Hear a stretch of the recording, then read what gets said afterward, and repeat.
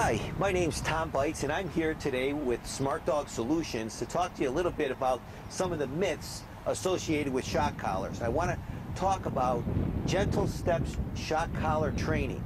Gentle step shock collar training almost kind of sounds like an oxymoron, like jumbo shrimp. How can shock collars be gentle?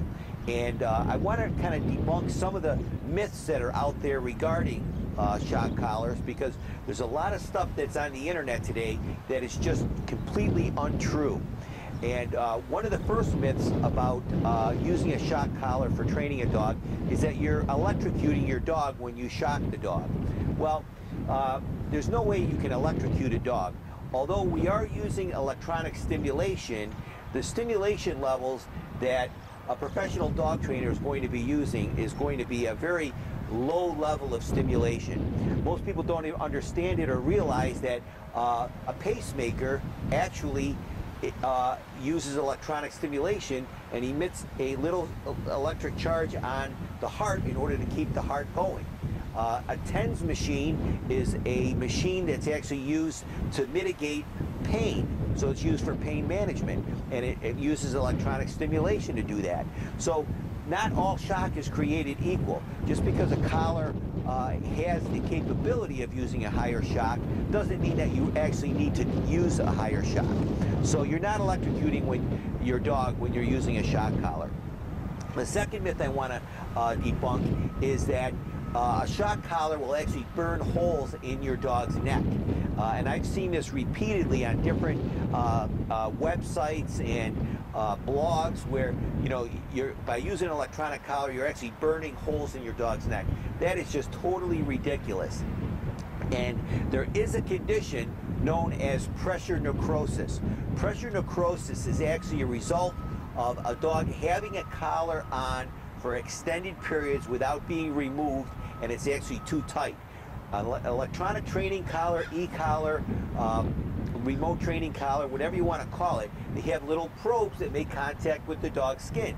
If that collar is left on for extended periods of time, those probes will make continual rubbing and irritations on the dog's skin.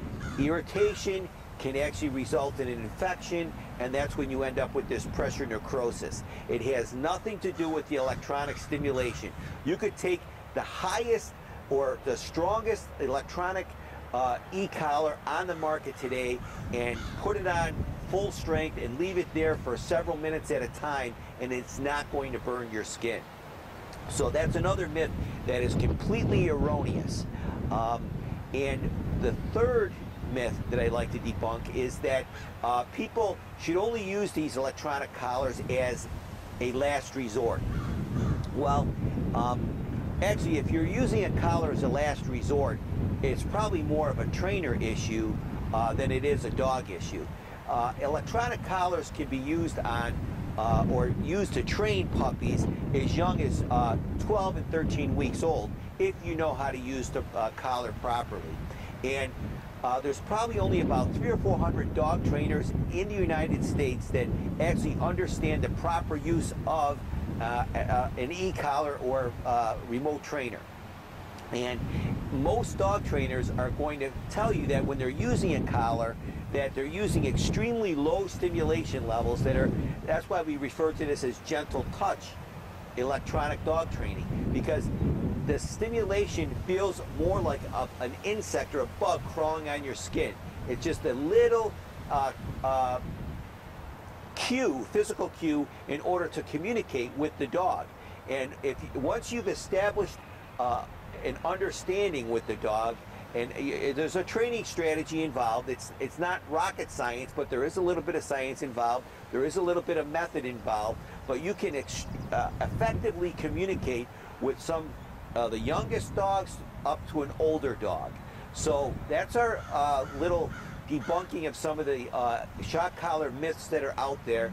And you should know that there are very pet-friendly, gentle, humane, safe approaches to training a dog with an electronic training collar.